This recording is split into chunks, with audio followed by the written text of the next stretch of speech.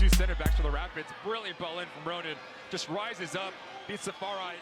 What a fantastic save. And hey, we're live. Welcome to Afterburn Soccer Show. I'm your host, Nathan Hill. You can follow me at Nathan J. Hill on Twitter. Although I'm jumping over Threads app a little bit. And with me is our buddy, Tommy LaBeouf. You can follow him at Tom_FC Dallas. It's good to have each of you here tonight, all of you joining us via Twitter, Facebook, YouTube.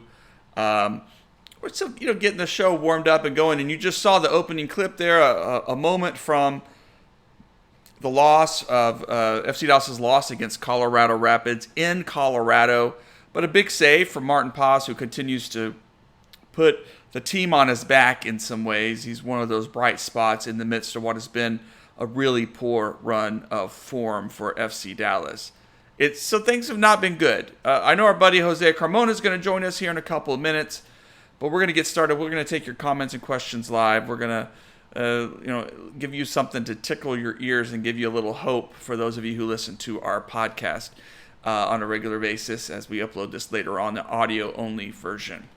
But we're going to get right into it with something a little controversial here that Tommy put up today, and I screenshotted it, Tommy. Tell us about your poll here. Tell us about your highly scientific poll. Well, it was just to basically get some feedback from the fans out there. And, we were throwing, what was it, a couple years ago, New Era. And it was broadcasted, this is a new era, right? And it's, we're out to win. And, you look at the lineup that we have out there, it's not very competitive to MLS. Look, let's also say Jesus was in Go Cop, right? We had some injuries. But let's just face it, Paul Arriola has underperformed this year. He's been injured. Sebastian Lletget has underperformed. Ibiaga in the back has not been good. Martinez has not been good. He's hurt. The roster as a whole is just very not competitive. It doesn't look like a major league roster. The only talent we really have, in my opinion, is Jesus and Velasco. And Velasco he's just 20, a very young kid, right? But he's not beating people one-on-one. But he's definitely got some talent, and he can flourish with other good players around him. The wing play has just not been good this year. It's no one beats anyone on the. There's not really a playmaker in the middle that's dribbling the ball and beating people and dishing off to Jesus. I just feel like if this is a new era, what does that mean? I mean, because it feels like I'm watching North Texas SC every week. That's what I feel. Well, and I should say, for those who are going to be listening to the audio podcast version of this a little bit later, the poll that Tommy put up was, hey, FC Dallas is, and you had two options, either trust the process or just a shit show. And right now, 71% are voting for the latter. Out of 14 votes. I mean, highly scientific and representative of the FC Dallas fan base, but yeah. But yeah, it's been really tough. And Jesus is away. He obviously is a big miss. He has scored the majority of goals for FC Dallas. And you've got just injuries all over this roster, some key players that the team has missed. I mean, Ima Tumasi, we missed him for some of these crucial matches where his defensive experience would have been a big boost. Jesus Jimenez, I mean, to have a veteran striker to grind out some of these games, but we've had to go with Hyder up top, or at least according to this game against Colorado, Sebastian Lletget was playing as a striker. I don't know that that's entirely accurate to what was happening on the field, but he's just not a striker. It's just asking a lot. And I know, again, so Nico's had to use what he has. You can't just conjure up players when players are hurt. But it's not been good. It's not been fun. We got the LAFC win, which was wonderful. But since then, the loss to DC United, disappointment this past week, and going to Colorado and handing them their first home win. Granted, I don't think it was a PK. I just think that was a really harsh call. If it bounces off someone's chest onto the arm, I just don't know how you can call that as a ref. But,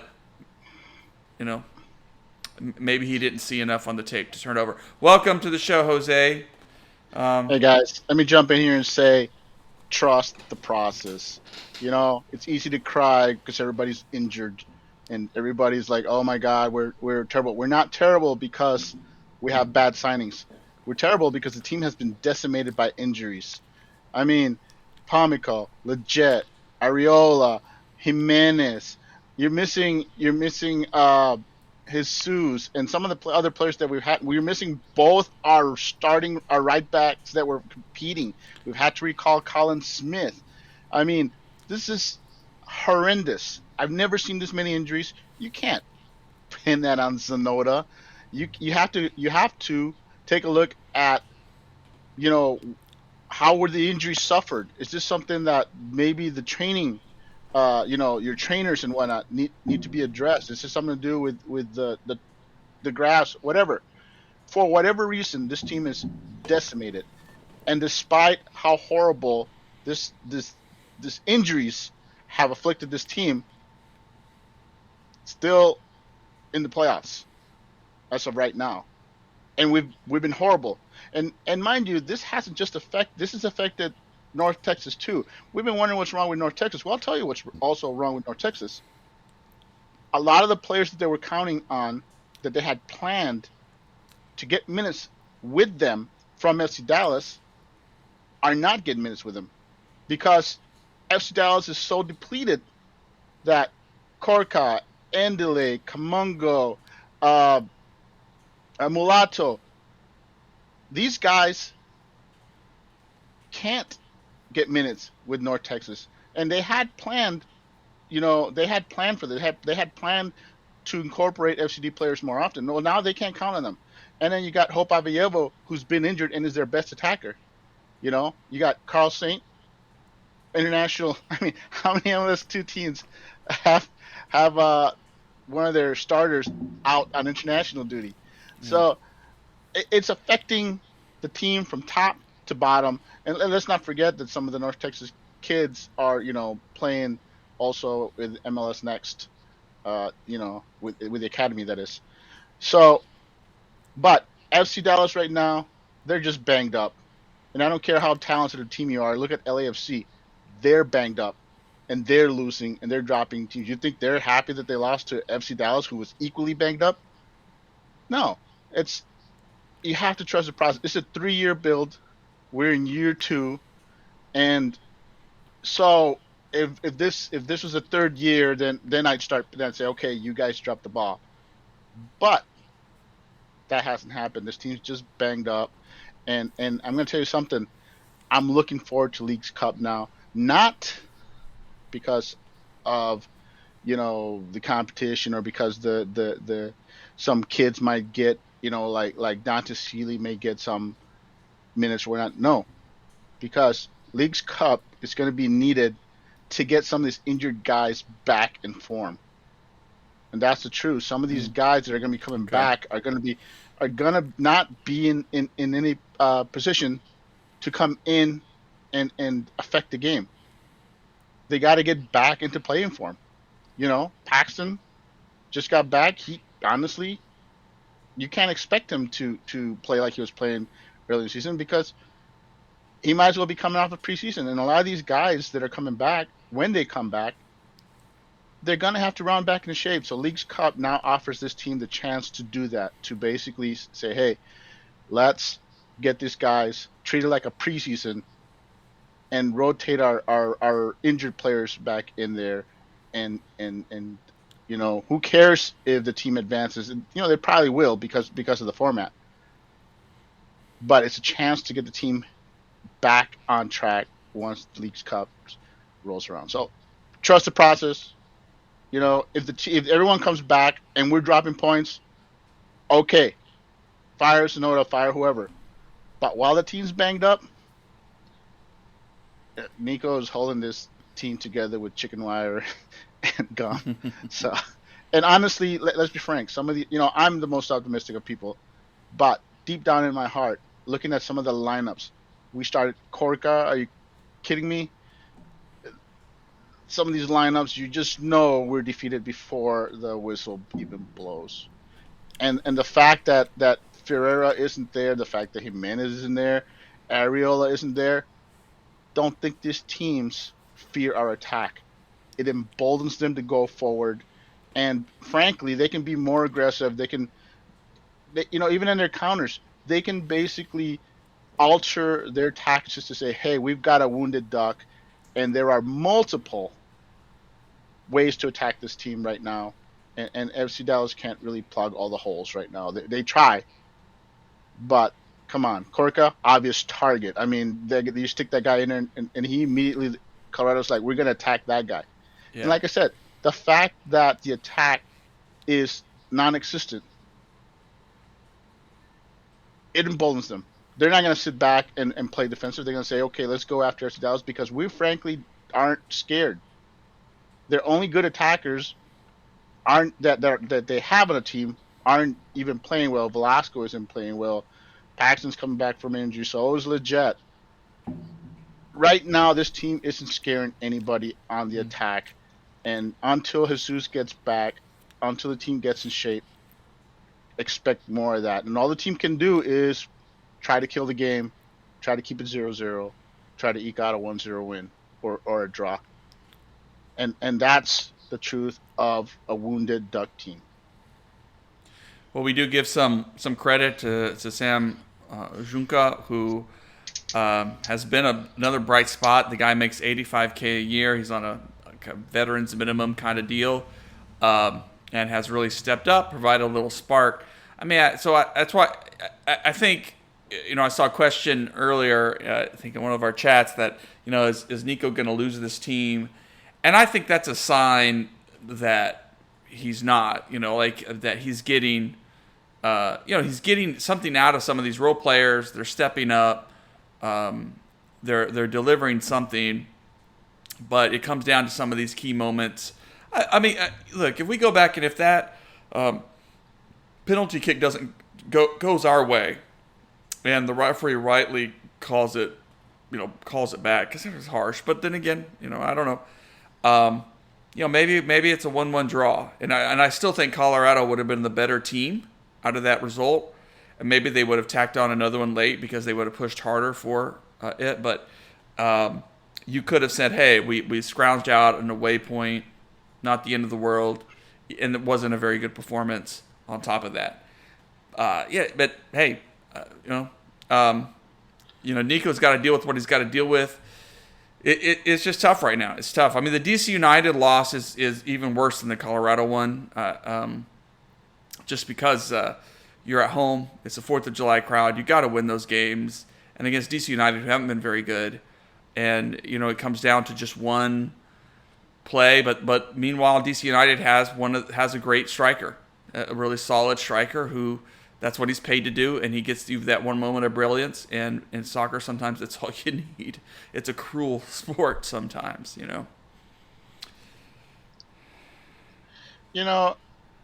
I just it's tough to be a FC Dallas fan and be excited right now with everything that's going on because let's face it, just the fact that these guys are going to come back from injury, it does not guarantee that they'll regain their form. Some guys. I'm looking at Martinez, for example, may not come back at all. And let's face it, whatever issues we have with Martinez, losing him and not replacing him, that's not a good thing. You could sell me on hey, we got 3 guys that we can rotate and we're happy with. But once Martinez is gone, you saw who your third center back is. It's Corca. That's your third center back right now. Not Norris. Corca.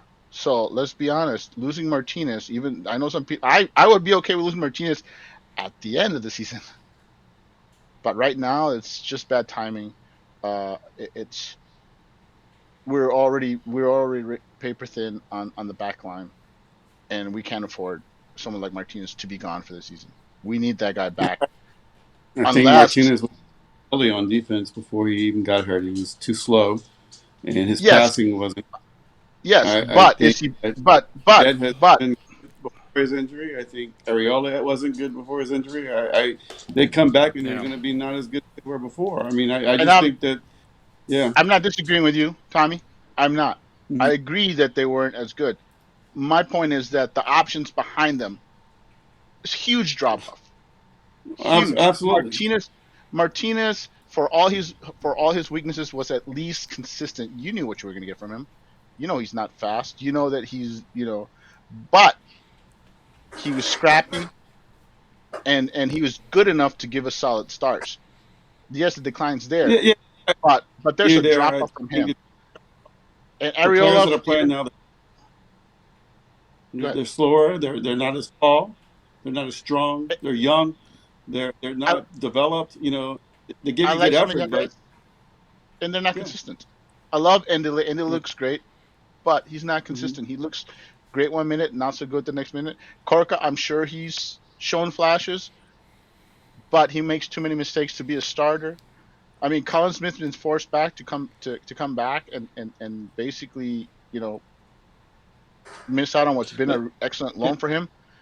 I It's want to be clear. I'm not necessarily knocking the players that are playing. I'm just saying that they really are not ready yet. They're not starters, in my opinion. They're going to be. They could be good players one day, but yeah, it's like watching someone who's called up early from North Texas SC is just needs time to develop. We're playing players. We're developing players on the field, right? yeah, we're passionate about. Velasco We're is developing them a on the million fly. dollar. Velasco has his issues. The problem with Velasco is that there's too much weight on him. He's not ready to be the featured attacker. That's a Totally given, agree. and Yep, and that's I not agree. helping him. But and my I know Paul and Leggett haven't regained it from last season, but they're veteran players. These are guys. Areola, for all his issues, is still gonna basically out hustle almost everybody on the field, and his leadership is missed. So I'm just saying we still need these guys back. As badly as the team has played, even when they're in the field, that team was fourth place in the West.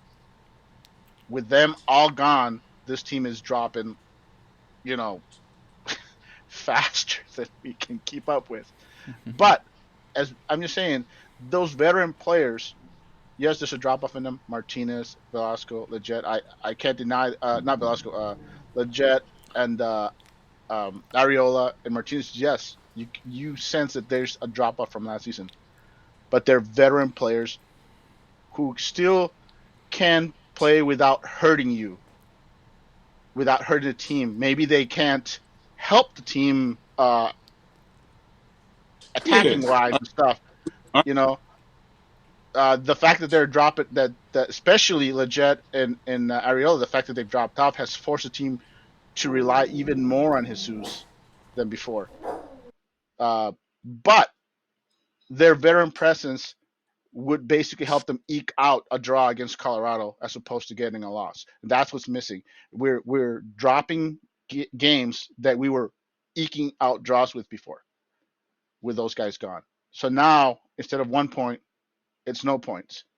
And that's what this team was doing. This team was grinding results. We were, let's face it, we were fourth, and we're like, how are we fourth? Well, that's because they weren't. They were getting something out of nothing. Even when they didn't look great, they would still manage to get a point. Now they're not looking great and they're not getting those points. That's those veterans that they're missing.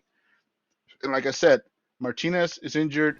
I still would like him back for the rest of the season because I'm not convinced they have a replacement lined up, you know? And I'd hate for the team to bring in somebody just for the hell of bringing in somebody, and Korka's still our third best center back. So Yeah. that's I would still rather have them back, like I said, shape or not, with those guys back. Even though they're not they're struggling from last season, this team is still is contending for a home spot in the playoffs. Without them, yeah. you see what's happening. Biaga, for example, he was unpressured playing the ball off the back and gave the ball to the other team. I mean, it's just been a really pathetic soccer. I mean, things that happen on the field I haven't never saw under Oscar, never saw under the previous administration. Even Lucci, for example, I think some of the passing that I'm seeing field is horrendous. And I just don't.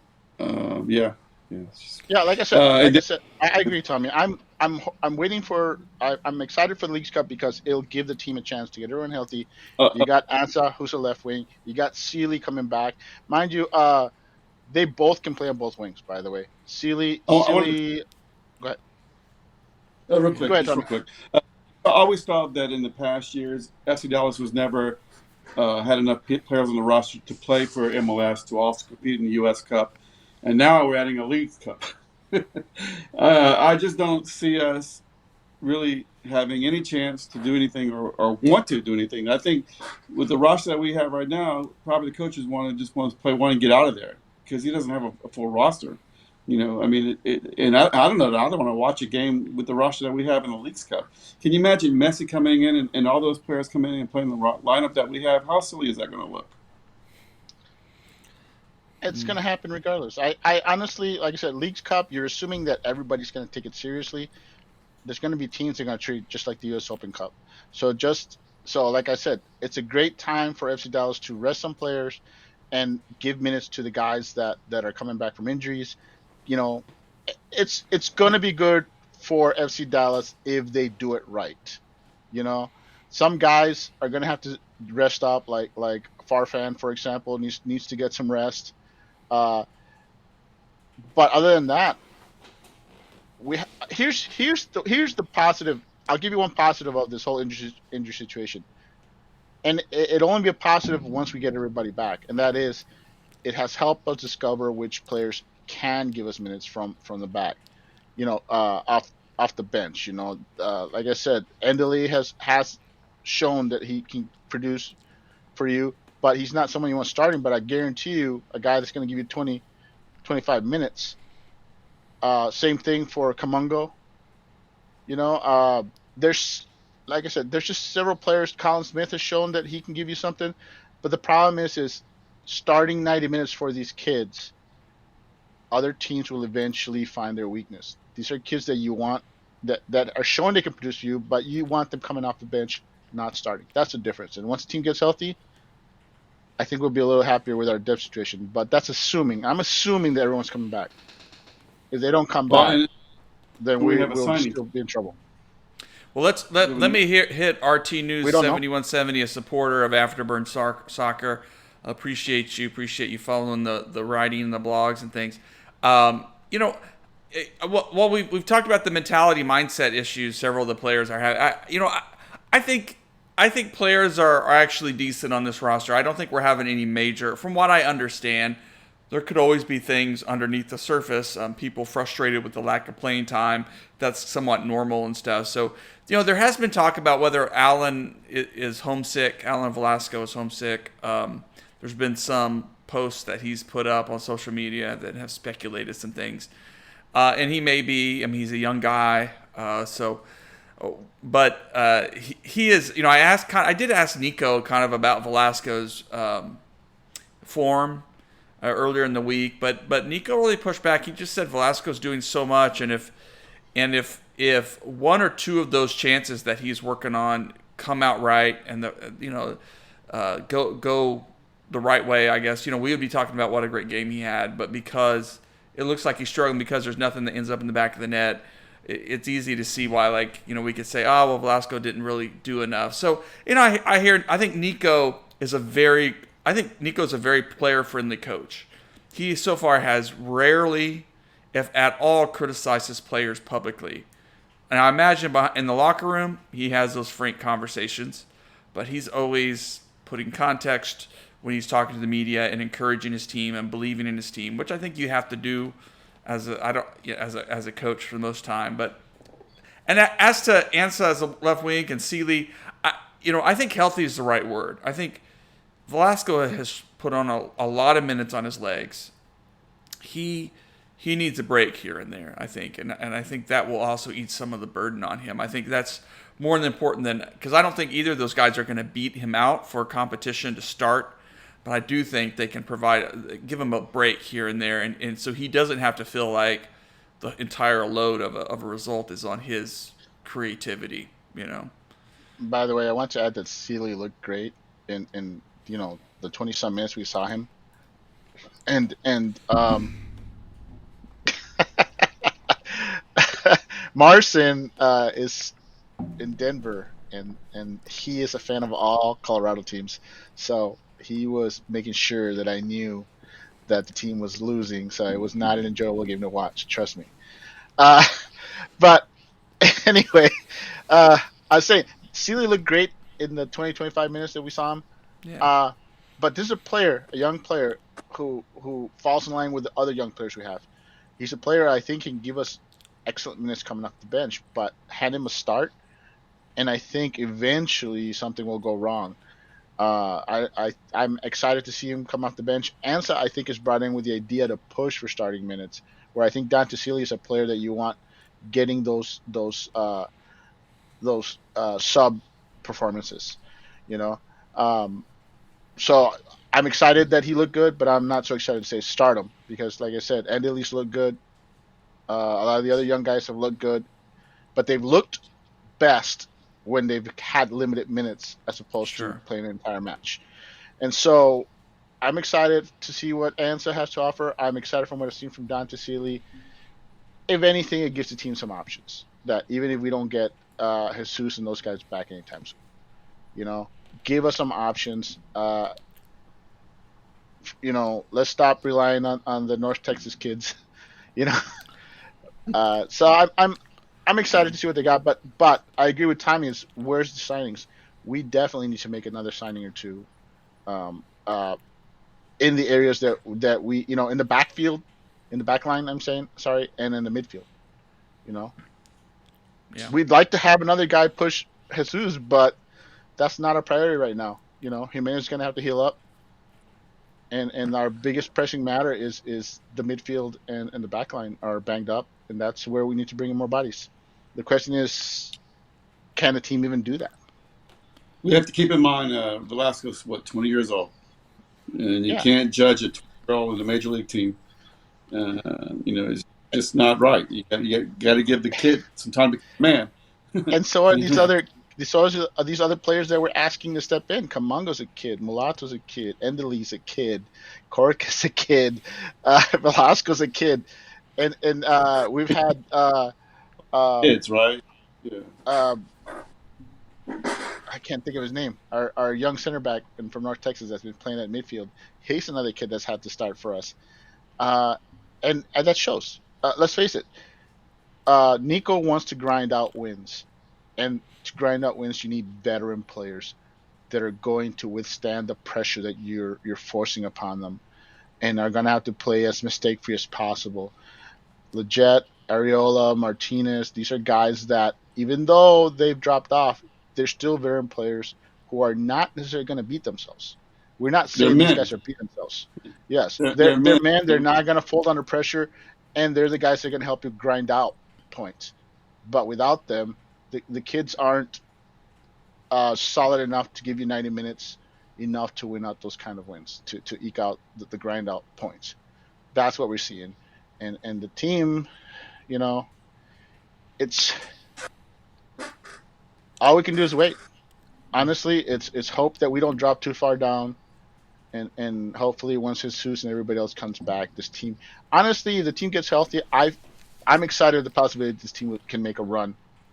And frankly, I'd rather have a hot team at the end of the season than at the start of the season.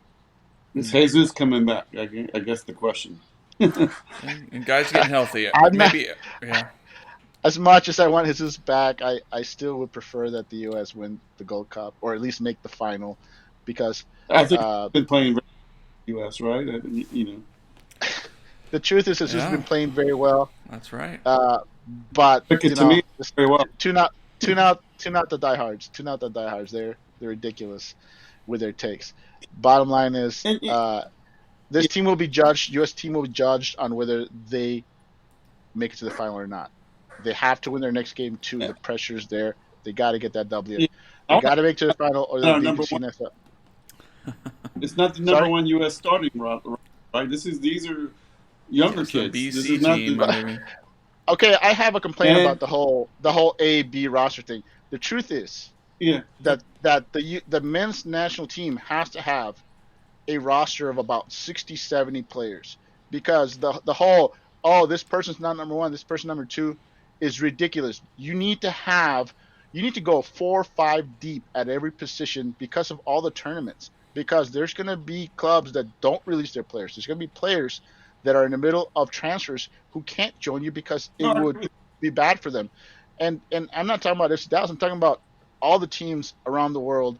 There's reasons that you have to have a strong, deep roster, and you need to have as many players competing for a spot as possible. And Ferreira, You'll never do who that if you cares? don't play He's a them. Right? guy that Ferreira, for everyone's complaints, has been one of the best players on this roster in the Gold Cup. Yeah.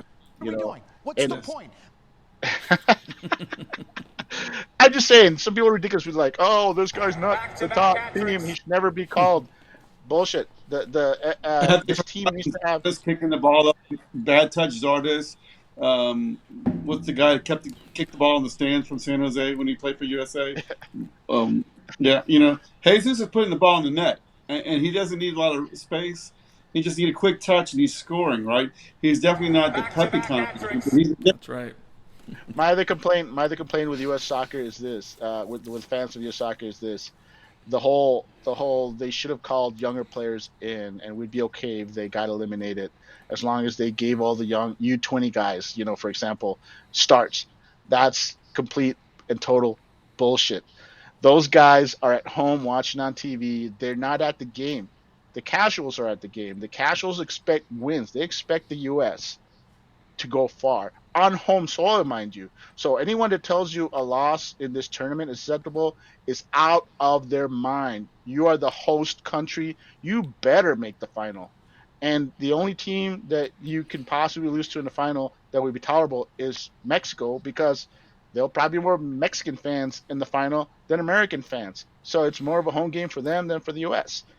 But losing to anybody else, completely unacceptable. There's no way anybody's going to accept that. And any people saying we should have brought a younger squad is out of their mind and being ridiculous.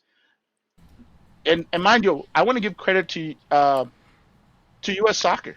While everybody's complaining about it, let me tell you this right now. They've figured out the level of the Gold Cup, and they've fielded a team appropriate to that level. They basically said, hey, this team, it's a yes, okay. There's some veteran guys. Why they keep calling these guys in? Blah blah blah. Because these guys are gonna grind out that win. When Canada took the lead, who were the guys that came off the field? Reynolds came off the field. Neal came off the field. Roldan came in. Long came in. The guys that everybody was complaining, why do they call those guys in? Those were the guys that were on the field. Moores came in. Miazga came in. These are veteran players that guarantee that your team does not get eliminated by a team that's basically is outplaying you. You need those kind of grinders, and that's what these guys are. Yeah, I love that. But I'm just saying, stop being ridiculous. U.S. has figured out what kind of a team, and I want to add a counterpoint to that. Canada brought a young team. Canada brought the kind of team the U.S. said we should bring. They brought a team that was loaded with young players. Yes, their starters were probably had more World Cup experience than the U.S. starters, but half their team was young guys. And I guarantee you, Canada isn't celebrating themselves being eliminated. Yeah, well, I wanted to add a new feature to the show called Bad United States Men's National Team Twitter Takes, and there's a lot of them out there. I mean, first of all, this guy who is going, someone jumps off of this and starts doing a Caribbean, I don't know, Captain Jesus Ferreira, yes. I don't know, whatever nonsense. Yeah, it's a sparrow, yeah. But I mean, this idea that Jesus can as the announcer says, back-to-back hat tricks, can do all that for your team, which you would kill for. Any team in any league in any tournament would love a player that scores back-to-back hat trick. But then folks want to rate him down because of that. And so, well, that he's not worth the A team. That Vasquez has more meaningful goals this tournament. I mean, what didn't Jesus Ferreira just score Back-to-back hat tricks. Well, didn't he just do that? and he scored the winning, PK goal, which by the way, clutch. But I'm gonna say one thing, and to show you just how ridiculous these guys are. If Jesus Ferreira had gone to Europe, if he was in Europe and not playing for FC Dallas, he would not be playing in the Gold Cup. Because he'd be in Europe, and they're basically, unless he was like on a second division team, they weren't going to call him in, because they weren't going to call in all those European players. It was going to be mostly a domestic team. Jesus would not be at the Gold Cup, and the U.S. would not have won their group, because Jesus Christ, Vasquez, excellent hold-up player. But he's not scoring a hat trick against those clubs. He's not. You know how I know? Because the people who have scored for hat tricks for the U.S. are very few. And mind you, it doesn't matter. He would have to score 2 back-to-back hat tricks, 1 less hat trick, and Jamaica wins the group. So I'm telling you right now, if Jesus Ferreira isn't on this Gold Cup roster, this team does not win their group. So, and that's the truth. Yep. The truth is any player that they say should be in Europe, if they were in Europe, they would not be in this roster, because the Gold Cup was always going to be MLS heavy, and it's always going to be MLS heavy, no matter how much they cry. Well, here's the tell that of everything with Jesus for 22. He's a lifer, man. Haven't you heard that one? That's the most ridiculous take I've heard, honestly. There's some people out there that call Jesus a lifer. He's 22 years old. He's only started. I think he's only his 3rd season starting, and only his 2nd season starting as a striker. But he's a lifer at 22 years old. Did you see his face for that PK and the extra PK, whatever? He's not mentally. He is all there. He's not a 22-year-old player. Up here, he's a man. He doesn't seem phased at all by the moment. Go watch that PK. Watch it. Yeah. And the other thing is, people are neglecting to mention is our wing play, and this is a team that bases play off of the wings, has been horrible. Horrible. I mean, horrible. I'm sorry. You got Gressel starting. He's not a wing, and you got I love. I love the last. He's just not there yet. I love Sendejas, but you can't deny that he's struggling. That he's struggling for whatever reason. It's probably mental, by the way, because we've seen him look like a world beater in Liga MX, and that speed, some of that fire. It's the fire that I'm not seeing. When you see him in the Liga MX, he looks like a fiery player, like a guy who's basically gonna kill himself for his club. And I haven't seen the fire. That's what I'm not seeing from Sendejas. Forget everything else that he's not doing. That's what concerns me and it tells you that it's in his head. He's a guy who for whatever reasons is doubting himself. His confidence for whatever reason is not there, and his performances are not helping him. And I hope here I'm gonna make a prediction right now. Just and you heard it here first. If it's Mexico and the U.S. in the final, Sendejas will probably be one of our best players, if not our best player on the field, because he will relish playing against guys that he sees all the time, that he knows he can perform against and has performed against. And I guarantee you, if it's U.S.-Mexico, all of a sudden, Sendejas, who has looked average at best, you'll suddenly see that fire that I'm telling about, that competitiveness. That I think that's what's missing, is confidence. And look, Canada, who had looked like crap, came out and played confidence, because a lot of these guys are MLS guys or have played against MLS guys, and they knew from familiarity that they could play against these guys, and that gave them the confidence to come out there and go toe to toe with the U.S. And that's what I'm saying is once Mexico rolls around, the guys that everyone's crying about are the guys that are going to stand out. Your Roldans, your Morris. These guys have gone toe to toe with Mexico, and these are the guys that are going to be itching for a fight. And that's why they're brought. They're brought to ensure that the team goes forward and wins these ugly games that are inevitable. Mind you, I heard the complaints. I watched the game. In my opinion, in the first half, everyone's like, "Oh, it was crap." No, it was basically two teams who knew they were in a knockout phase, who were not going to make mistakes, and were playing it safe. Both teams, because they knew all the action was going to be in the second half. And honestly, I was expecting a 1-0 win, and it would have happened if had it not been for that handball miracle there at the end. Yeah, for Canada. Robinson. Yeah, and RT, I'm with you, man. That one of Jesus' goals, one of his first goals, where he just received the ball in the box, popped it up, and then quickly slotted it home. It's just he's not just getting on the end of a cross at the far end of the box or whatever. He's not just tapping in a rebound. I mean, it's class. It's just class. And here's another thing I've said, by the way. Everyone's complaining about Jesus, disappearing against these teams. And these are the same guys that are telling you that our wingers are playing like crap and our midfield's playing like crap.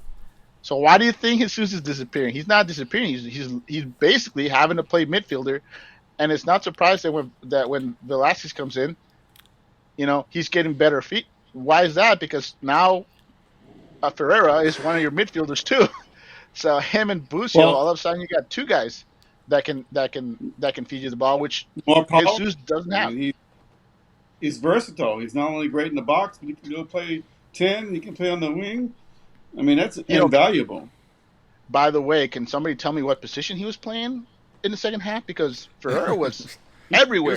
He was like playing D mid at times. He was playing D mid. I swear that he had a hybrid role. Basically, Callahan said, go out there and stay. As long as you stay in the midfield, you can do whatever you want. You want to play fullback, go play fullback. You want to play D mid, go play D mid. And Jesus' job was literally to put out fires. Go ahead, Tommy. Well, he was. Even though he was, he'd been running his butt off, right? So he wasn't 100%, but he could play on the wing or in the mid with less energy, still get the ball, keep the ball, could get the passes in. He's got value there, So, yeah. And then he could, he's valuable to PK. They take him off the field. And I'm gonna tell you right now why Jesus is your third best attacker on the U.S. men's national team right now. It's not because he's a better striker than Vasquez or because he's a better striker than Wright or a Sargent. It's his versatility. Your third striker on the roster better be able to play other positions, because I guarantee you that whatever Sargent or Haji or Vasquez can do, Pepe and Balogun can do better. So you need that third guy to be able to play not just striker. He needs to be able to play in other positions. And that's where Jesus is your third guy, because he's the guy that, hey, one of your wingers isn't playing well, put Jesus at winger. Or you can put him at attacking midfielder. Or you can put him as the striker. You can put him on the left wing. Jesus will literally kill himself for your team and will play whatever position. I guarantee you, if you said, hey, we're going to play a defensive three-man back line and we only have two center backs, I guarantee you Jesus would say, put me back there and I'll help defend. And that's what you want from your third striker on the roster is versatility. And that's something that the other guys, not named Pepe and Balogun, can offer you. Not to the extent that Ferreira can. He's the Cheeto. Well, look, hey, before we close out the show, I do want to get to one clip. I didn't have clips from Nico this time, but I do have them from Javier Cano after North Texas. The other result of the weekend was North Texas traveling up to Tacoma Defiance and just getting smoked. 2 own goals. And really, head coach Cano said that the team generated like 14 shots. The offense was decent. Hope started, which is a good sign for him. You saw the team generate opportunities that were dangerous, that were a little unlucky, but yeah, the defense was in shambles. So let's listen to Cano's one of his. We'll just listen to one clip of him after the game. You'll just. Yeah, this is some good stuff. The solution is the player need to show up every single second, because if we are not ready, if we are not focused, we are not just prepared for those games, it's impossible. It doesn't matter if you play with Cannavaro, Costa Curta, Taquinardi, whatever, as a big defender. The problem is the player is not ready, is not prepared for the game and show up to the field and just waiting like some miracle will come, and just no, it's impossible to win any single game. Doesn't matter if you have the best defender on the world, and doesn't matter what players you play. Of course, we want to make some subs. We want to, and we only traveled with 17 players outside. So like I left at home players like Kulbi. It wasn't the decision like to bring it to start or give it at home.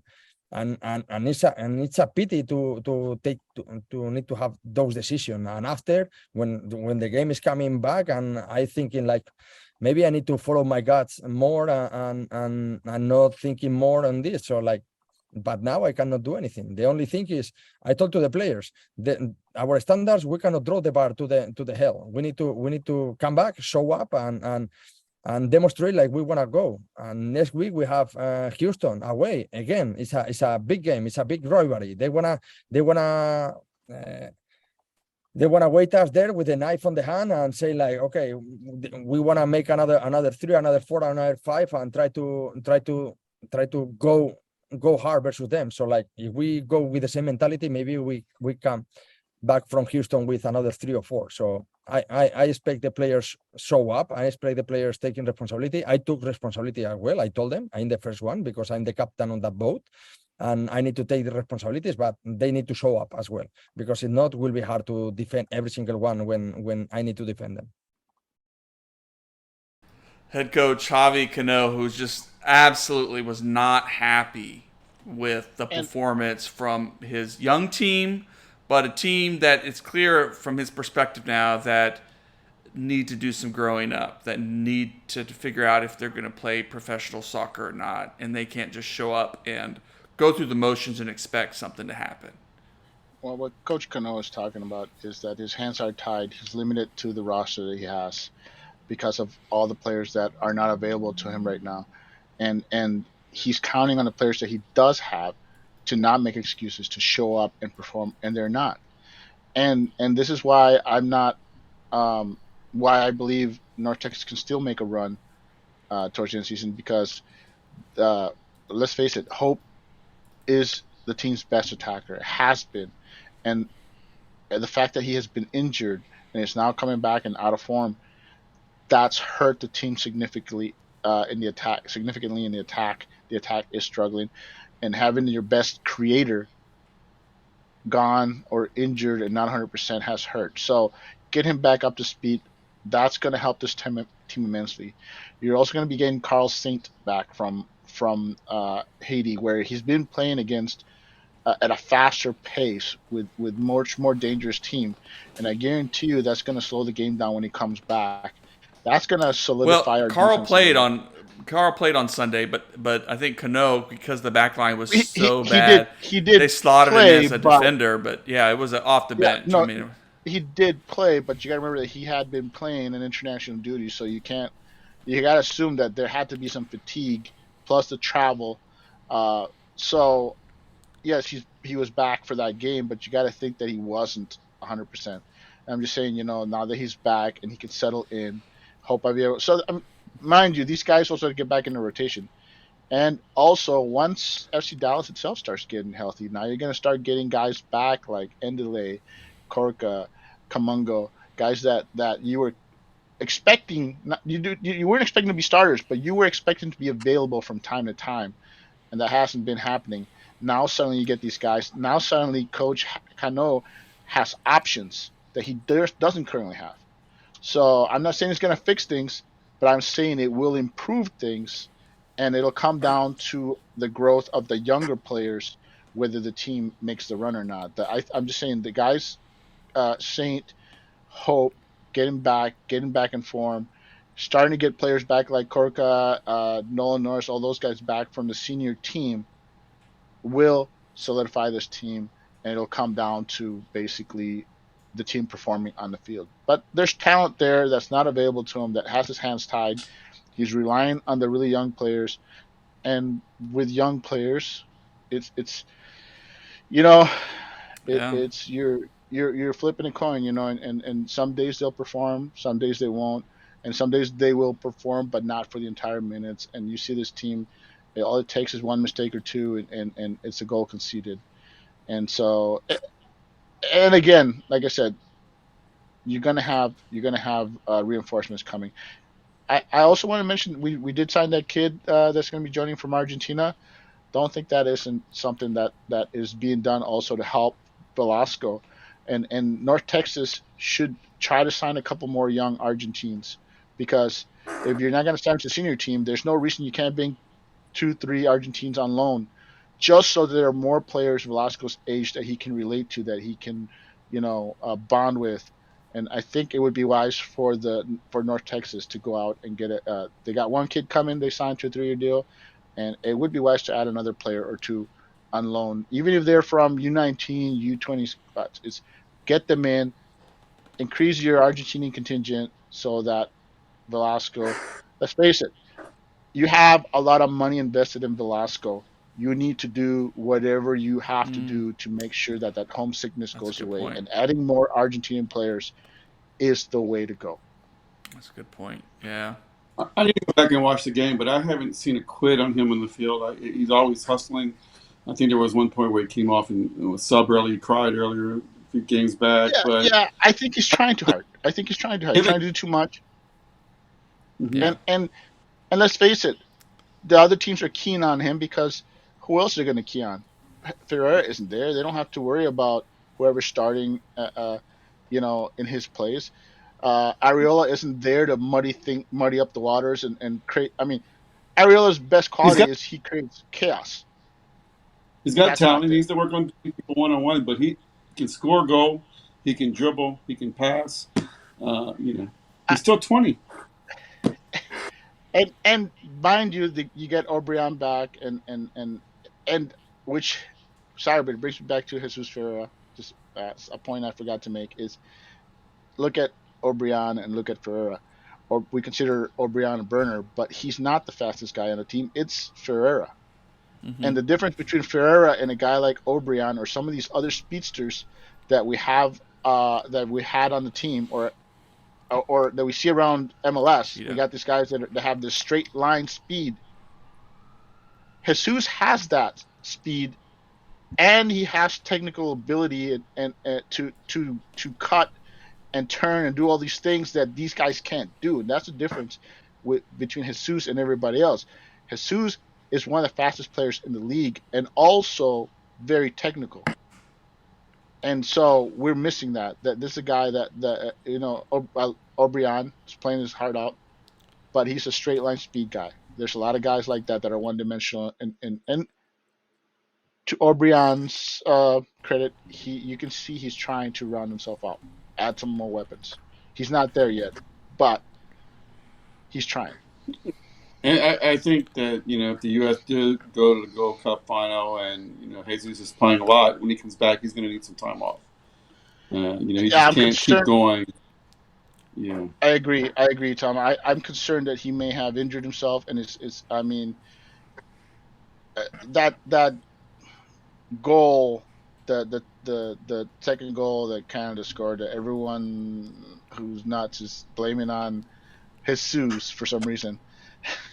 I was pointing out that you could see Jesus turn on the jets to try to catch up to him, and then you see him pull off and break off. And I remember watching the game and seeing him grabbing at his groin the rest of the match. And I'm worried. I'm worried that Jesus has injured himself, and it's not a serious injury, but it is one of those injuries that's gonna make him less effective. And groin injuries, those can nag you all year. Those are those kind of injuries that you, if you don't do it right, can keep popping up and hampering you. So that's my concern is that Jesus will come back and simply be. We've seen this before. Actually, Dallas has had that where we send players to the U.S. men's national team and they come back and their performance just drops. And that's my concern is that Jesus will come back injured and less than 100%, and his performance will drop off. Real quick, I would say, as we talked about earlier, FC Dallas is in a spot to make a playoff run. They're in the playoff contentions. They're way up there. And in this window opening up is going to tell really the truth here. Is this front office really out to win? Are they going to make the changes to make the right play? I see we got Inch, I don't know, pronounce his name, coming in. Yeah, I hope he's ready to play striker, wing, goalkeeper, whatever they need him to do, because he's going to play everywhere.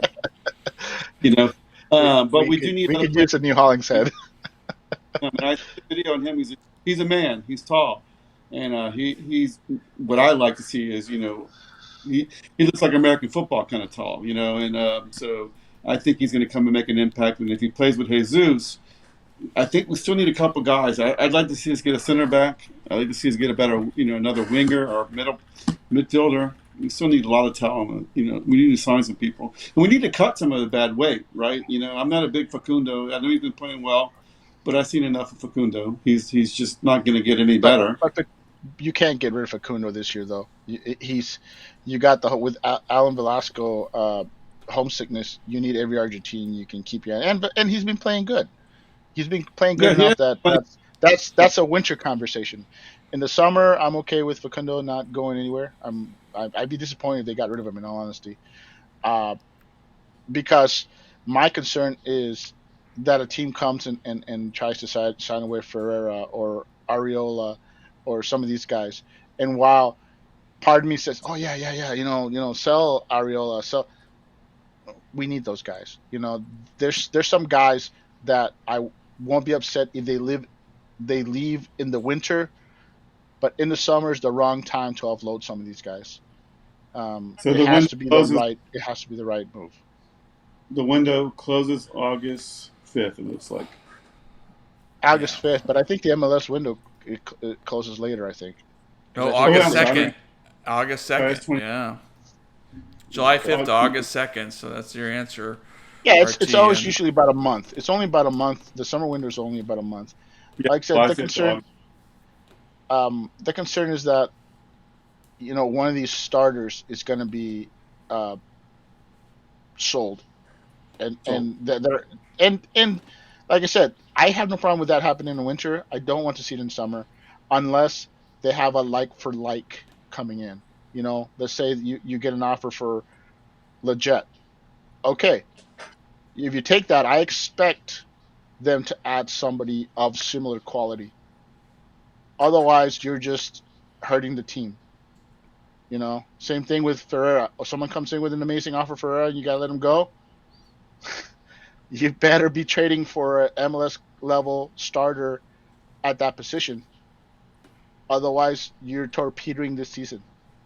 Yeah. And it's not just a starter. He's a homegrown. He's Dallas. He's alumni. His dad played for Dallas. It's not just getting rid of a starter. It's getting a legacy, a home. He's McKinney. I'm glad you say that, because I want to point something out, something that you hear all the time from U.S. fans that Jesus is choosing to stay in MLS and doesn't want to go to Europe, whatever. The whole he's MLS. The truth is, and what they're soiling on the fact that Jesus was given the pay to not leave. Basically, Dallas says, what's it going to take to keep you here in MLS?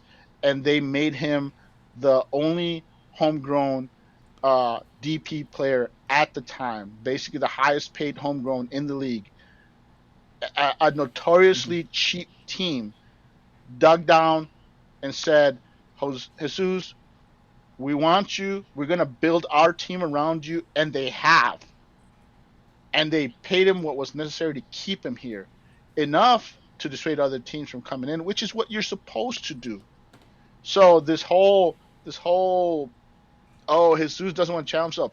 No, the team dug down deep and said, what's it going to take to keep you here? And he said, make me a DP, make me the highest paid, the first ever homegrown DP, pay me like a real DP. And Dallas said, done. And they've gone And guess out. what? And let's face it, Once he is the centerpiece of this team. You can't deny that they literally built a team around him. So that's why he's here, because Dallas made sure that he was well compensated. And anyone thinking that he's going to take a pay cut, or if someone comes in and says we'll give you $5 million for Jesus, that he's going to leave, that's not happening. It's going to have to be a team that comes in with an offer that FC Dallas cannot refuse, and I frankly don't think that team's coming. Not I'd be this year. curious to ask Carlo Pepe if he had the choice again to stay or go. I'm curious to know if he was given the same kind of contract to stay. He'd probably go though. I don't know. It's just hard. I think if a player decides they're going to go, and I think Pepe was like, I'm ready. But here's the thing, though: is Dallas had two of the best striker prospects in the nation, and the truth is they could only keep one. And homegrown. Yeah, yes. The American strikers, two of the best prospects in the nation, in Pepe and Jesus, and they basically said, okay, we can keep one, but not both, and they chose to keep Jesus. And because they got the ridiculous offer for Pepe, which you're not going to turn down, and that was on Pepe. Pepe had other offers. He chose to take the biggest one. I'm sure the Hunts said, yeah, Pepe, go to Oxford. I'm sure they helped. I'm sure they didn't try to convince him. But next World Cup, I got to believe it's Pepe and Ferreira on the lineup. We don't know. It's too far away. 3 years from now, the truth. That's why I say we need to have 60, 70 guys, because there's no guarantee that any of our top four strikers are going to be in form, not injured. There's so many variables. Anything could happen. Arsenal could decide to basically not loan out Mulligan and keep him on the bench. There's so many things that can happen badly for everyone and anyone. Jesus, he could go to Europe and not get any playing time. Pepe might get injured. You don't know. You need as many options as possible at every position, and that's the truth. And that's no one can tell you. Yeah, I mean, look at we a few years ago, it looked like Daryl DK was going to be a dominant force presence for this national team, and the guy just hasn't been able to stay healthy, and it's a shame because he's a wonderful player, and it's not his fault. It's just sometimes it happens. It's just it happens. Hey, Reggie Cannon took himself out of the U.S. Picture by going to Boa Vista, who then made him a permanent center back.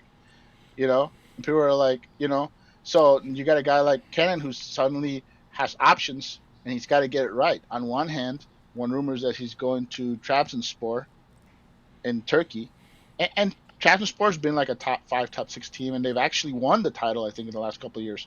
So it's not a bad option. And there's a rumor that Porto is interested in him, and I guarantee you, Porto is the one that's, if he goes to Porto, that's a team that if he gets the starting spot will make him a guaranteed call up to the U.S. men's national team. But there's no guarantee that Porto, if he signs them with all the talent they got, will play him every match. So the guys like that, players have to weigh their options and make the right choices. And that's, I'm talking about all U.S. men's national players, not just one or two. I'm talking everybody. It's got to be the right choice, and who knows where everybody will be in 3 years. Well, we need to leave it here. It's been over an hour show. Good stuff for us. Before we leave it here, I got a shout out to the FC Dallas agenda. The FC Dallas agenda, and that's in the Gold Cup. It's been everywhere, and I want to say a shout out to the seven players with FC Dallas ties at the Gold Cup. And the 3 that are on the U.S. men's national team, you got Reynolds, you got Sendejas, and you got Ferreira, and everyone sees those guys. But there are more, and some you may like, some you may not. So Guatemala's starting goalkeeper, mind you, they made other group stage and just lost. They just got eliminated, and that's Nicolas Hagen, who played for the FC Dallas Academy, and is currently playing in the Israeli top flight, where our new guy Ansa is coming from. So maybe they played against each other, but that's where. So he's the number one guy for Guatemala, another FCD guy. Another guy. So that you know, the Haiti guys, and that's Carl Saint, of course, playing for North Texas.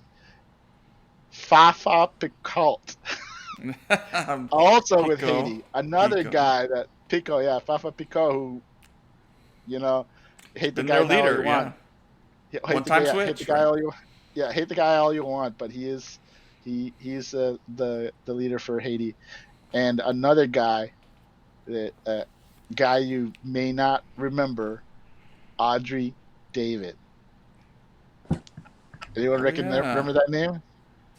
From Trinidad and Tobago. He was a center back for us during the Pareja days. So so we had 7 guys from FC Dallas ties playing in the Gold Cup. So I guess Ronaldo Damas didn't get a call out this time. No, but he's playing in Europe, so. No, I think he's back here though. I his name came up with the local team here, so I should. Oh, did he? Well, maybe he did return. I think USLC but I thought or something. But I thought he was playing in Sweden or something like that. He was, but I think he made the move back, so it's interesting. Okay. So well, there you go. Maybe he fell out of form, so that's why. But yeah, who knows? Well, good stuff. Well, the FC Dallas agenda cannot. That's right. It never stops. That's right. Well, thanks everybody for joining us. Thank you for the comments, the questions.